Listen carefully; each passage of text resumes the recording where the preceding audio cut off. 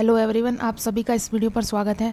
तो हमने प्रीवियस जो वीडियो है उसमें चल रहा था अपना एनिमल फिजियोलॉजी में अपन ने देखा था, फिजियोलॉजी ऑफ डाइजेशन चल रहा था। तो उसमें अपन ने माउथ कैविटी में के अंदर पाचन देख लिया था कि मुख गुहा में पाचन किस तरह से होता है। अपन ने बता दिया कि 30% पाचन होता है उसका स्टार्च का मुख गुहा में, टाइलिन एंजाइम उसके द्वारा, सलाइवरी अमाइलेज के द्वारा। तो अब पढ़ेंगे स्वेलिंग यानी कि निगलना। फूड को निगलने की क्रिया क्या कहलाती है? स्वेलिंग, निगलना। इसमें क्या होता है कि यह कार्य जो होता है ग्रसनी और ग्रास नाल के द्वारा, फेरिंग्स और ईसोफेगस के द्वारा किया जाता है। ये अब ग्रसनी और ग्रास नाल माउथ कैविटी के बाद में पाई जाती हैं।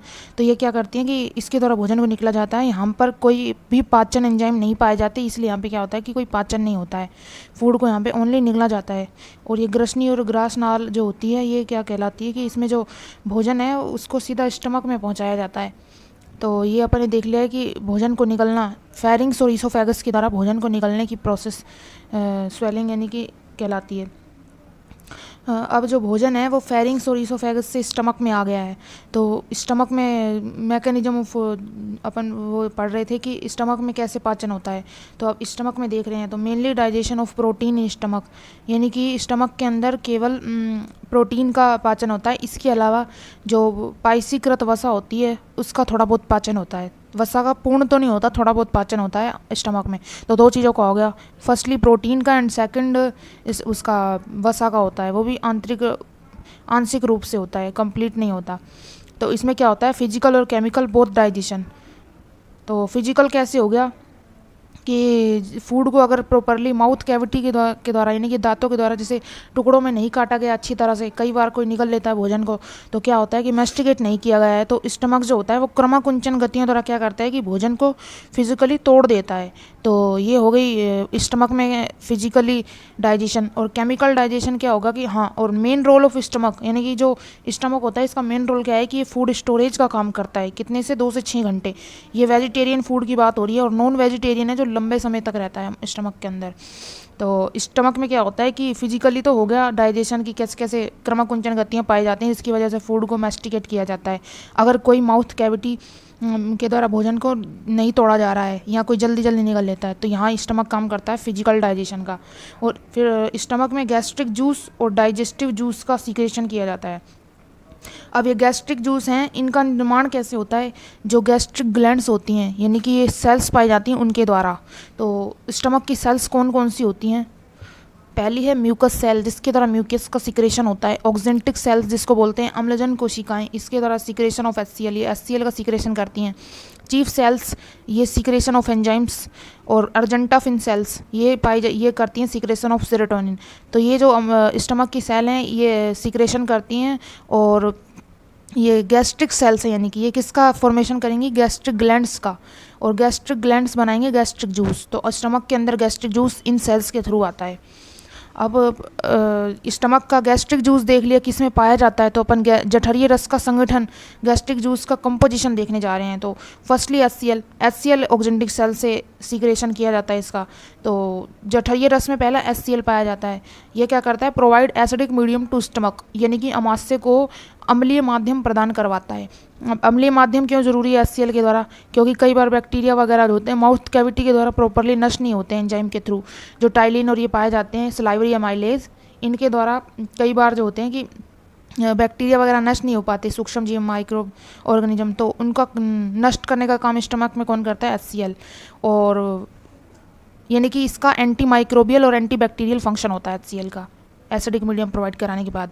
और it activated proteolytic enzymes, proteolytic enzyme है प्रोरेनिन और पेप्सिन, यानी कि ये प्रोटीन पे काम करते हैं, ये प्रोटियोलाइटिक है एंजाइम्स, प्रोरेनिन और पेप्सिनोजन।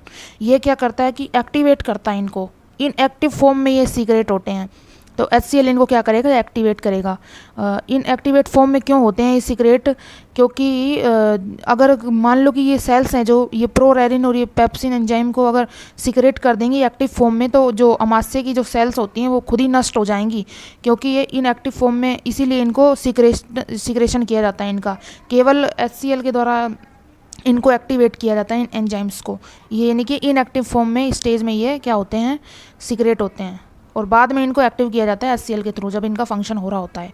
तो पेप्सिनोजन जो कि इनएक्टिव स्टेज के अंदर इसको HCl एसिड है जो पेप्सिन में कन्वर्ट करता है, यानी कि एक्टिव करता है। और प्रोरेनिन को जो कि इनएक्टिव है इसको HCl एंजाइम किस में कन्वर्ट करता है, रेनिन में। तो अपन ने इसमें ये हमने देख लिया है कि ये जो कंपोजिशन ऑफ गैस्ट्रिक जूस यानी कि जठरीय रस का संगठन देख लिया है। अब अपन पढ़ने जा रहे हैं pepsin and rennin enzyme acidic medium पर फंक्शन कैसे करते हैं, यानी कि पेप्सिन और रेनिन एंजाइम है ये एसिडिक मीडियम पर ही फंक्शन करेंगे और अदर जो हैं वो न्यूट्रल मीडियम पर यानी कि उदासीन मीडियम पर भी फंक्शन कर सकते हैं। तो ये क्या है कि जो प्रोटीन एंजाइम है, ये जो प्रोटीन होता है इसको पेप्सिन एंजाइम किस में बदल देता है, पेप्टोन प्लस प्रोटीओज के अंदर। पेप्सिन जो कि एक्टिव हुआ है HCl के थ्रू किस में बदल देता है, पेप्टोन प्लस प्रोटीओज में। और ये कैसिन है इसको रेनिन एंजाइम किस में बदलता है, पैरा कैसिन। और ये पैरा कैसिन कैल्शियम आयन की प्रेजेंट में कैल्शियम पैरा कैसिन में बदल देता है जो कि अब जो ये कैल्शियम पैराकैसिन है इसको वापस से जो पेप्सिन एंजाइम है पेप्टोन प्लस प्रोटीओज में बदल देते हैं। यानी कि यहाँ दो फंक्शंस एंजाइम के देख लिए, एक तो रेनिन एंजाइम का फंक्शन देख लिया है और एक इसका पेप्सिन का देख लिया है। तो अपन ने देख लिया कि ये जो मेनली स्टमक के अंदर प्रोटीन का ही पाचन होता है, वसा का आंशिक पाचन होता है, यानी कि जो गैस्ट्रिक लाइपेज होता है जठरीय लाइपेज ये फैट को जो पहले से इमल्सीकृत फैट है जैसे कि मक्खन हो गया ये, तो ये इनको फैट को फैटी एसिड और ग्लिसरॉल के अंदर बदलता है गैस्ट्रिक लाइपेज।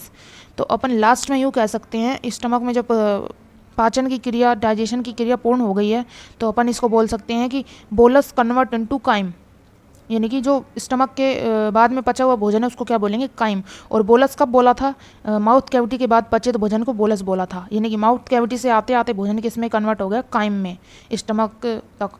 तो ये अपन ने देख लिया है कि कैसे कैसे पाचन होता है। ग्रसनी में तो पहली दूसरी क्रिया निगलना देख ली और तीसरी स्टमक में पाचन देख लिया है इस वाली वीडियो में। तो कैसे कैसे किस किस तरह से पाचन होता है ये अपन ने देख लिया। अगर आपको ये वीडियो पसंद आई हो तो लाइक शेयर एंड सब्सक्राइब करना ना भूलें। Okay, thank you.